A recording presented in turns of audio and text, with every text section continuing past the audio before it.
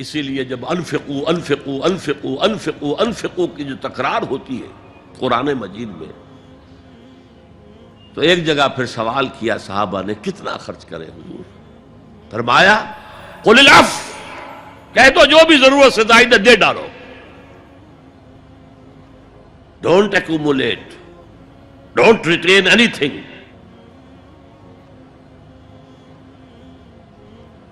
ایک بات آپ سے کہوں، آپ کچھ چونک جائیں گے، حضور نے کبھی زکوٰۃ دی؟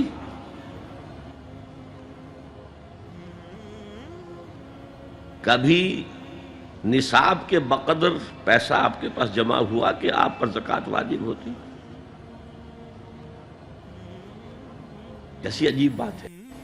ارکان دین میں سے ایک رکن سرے سے غائب، کبھی آپ نے مال رکھا ہی نہیں۔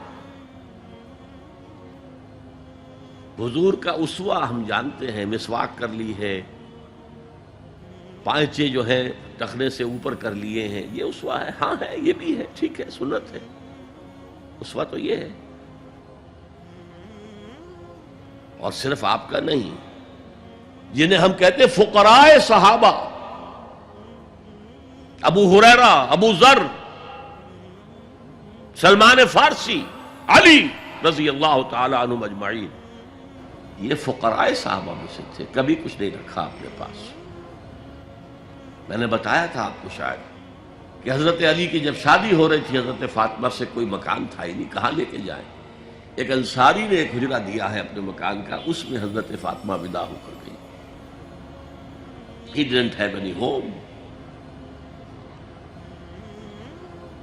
ابو ذر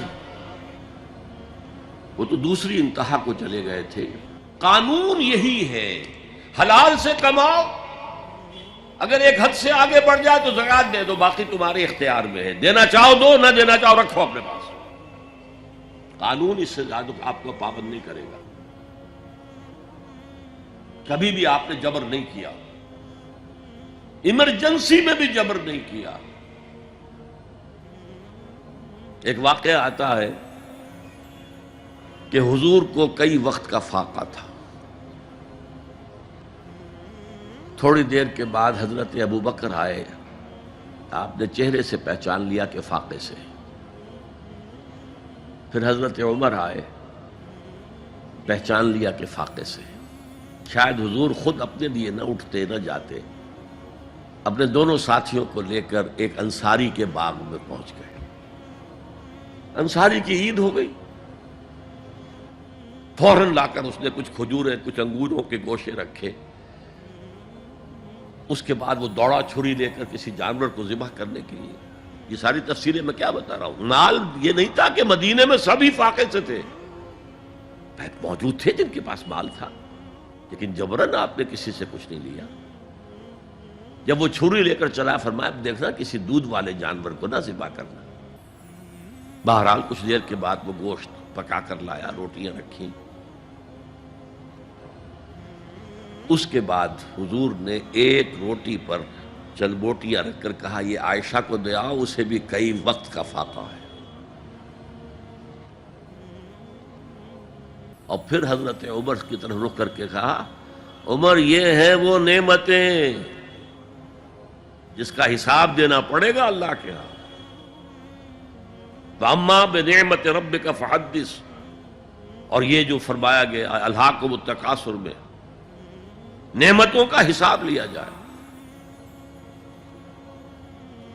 وَلَتُسْأَلُنَّ يَوْمَئِذٍ عَنِ النَّعِيمِ، فرمایا یہ نعمتیں ہیں۔